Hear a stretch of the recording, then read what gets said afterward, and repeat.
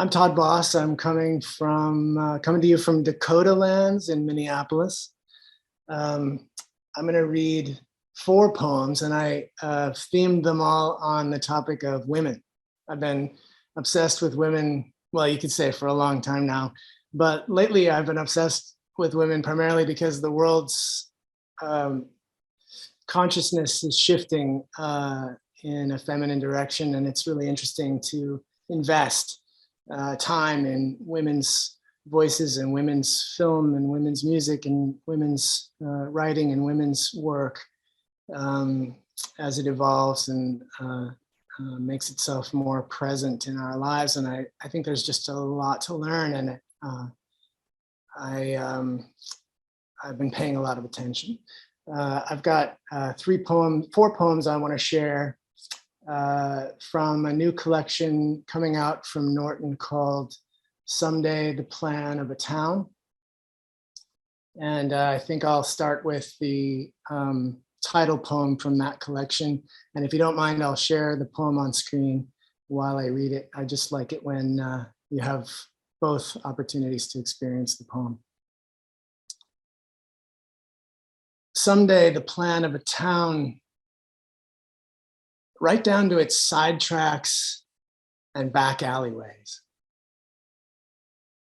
will match, or so goes the dream, with some identical patch of neural network your rogue thoughts roam in. Overlay it like those musculoskeletal transparencies with which anatomy textbooks come bound. And you'll be at home in its dog-like joint work of cobbled kinks, and your body will resound at every fork, tuning fork-like. And every road you ever rambled will be re-scrambled to appear to have brought you here where you fit so perfectly, where you can practically predict where to find every bench or post box, and where you can cue every little old lady who leaves her flat to buy bread, as if she were locking up a little room in your head and trading your idea of money for your idea of food before returning to wipe her shoes on the mat your mind's laid flat, and fit her flat key to its shoulder into the strike plate keyhole through which you daily romance her as she grows older. That worn, dome-topped slot that looks as if 2 question marks met on the road to kiss and mate and make one question, opening, opening, each forever the other's only answer.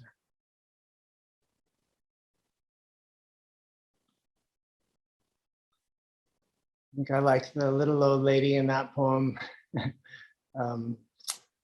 I always joke with my kids that there's a little girl in me, and sometimes I speak with her little voice just for a joke, just as a funny way of breaking ice. But in this poem, a little old lady appeared, and I just kept her there, and I just really love her. She does some really interesting work for the poem. The next poem is called She's Going to Be Beautiful. It's a poem about a different woman, Mother Earth.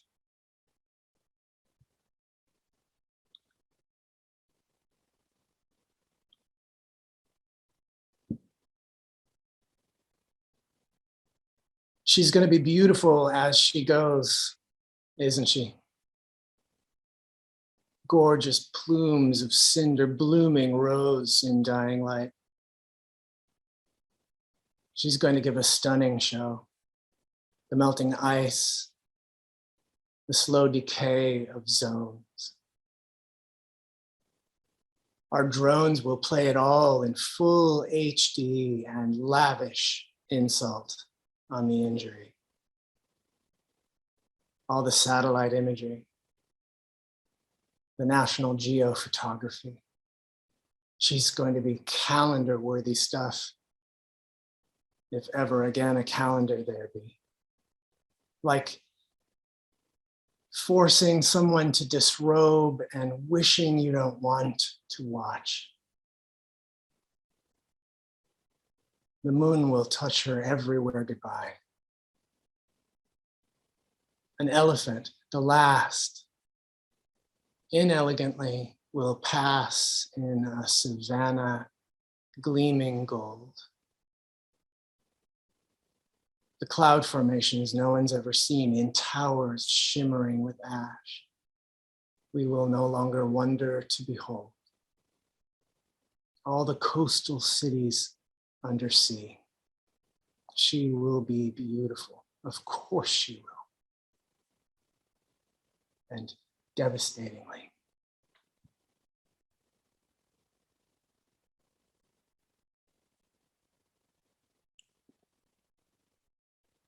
The third of four is about my daughter. My daughter and I have been estranged for, I've been saying 6 years, but last night I counted on my fingers, it's been 8.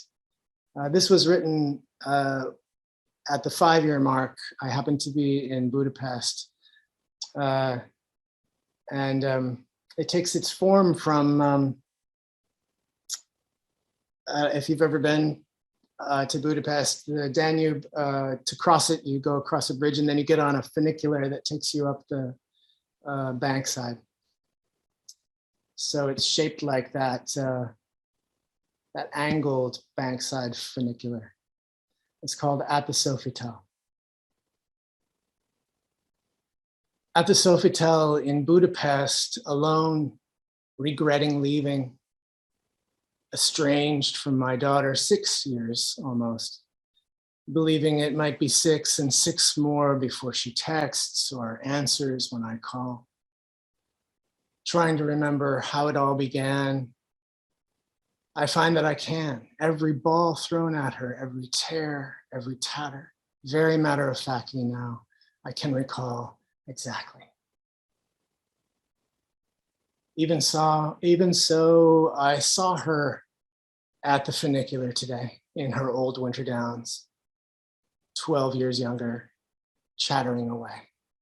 I reached to help her up before I became aware she had her own father there, clutching his pass, and we rose while I fell, the tall Sofitel and the Danube gliding away outside the glass. Sophie, tell your story. Say you're sorry or not sorry. Sophie, tell of life, your studies, your plans. From Sofitel to Sofitel I go. It's a mockery. Soundproof doors closing behind me as if a quiet so bad could be improved. Sophie, tell Dad how much longer you plan to be the stronger one, unmoving, unmovable, unmoved.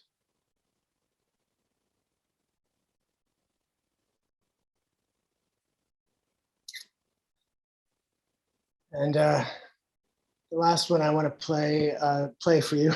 The last one I want to read for you is takes a different turn.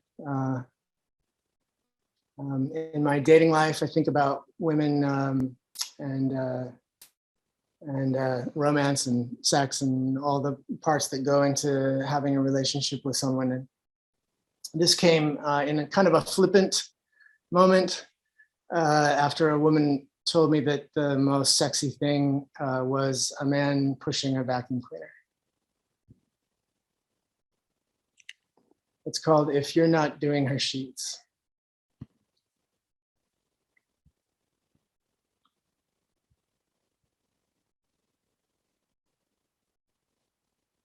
If you're not doing her sheets, you're not doing her right.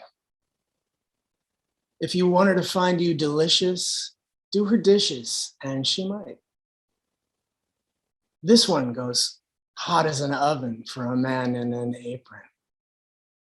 For this one, nothing's sexier than when a man handles her vacuum cleaner. The leaner meats can't compete with the fatter. If once the latter's wiener feast is over, he's wiping down the splatter.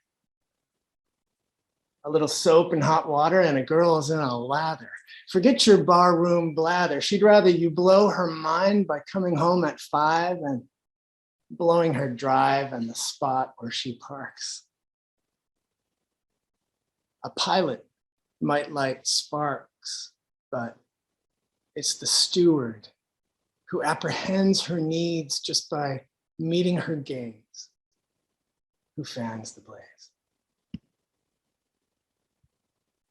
That's my reading. Thank you very much.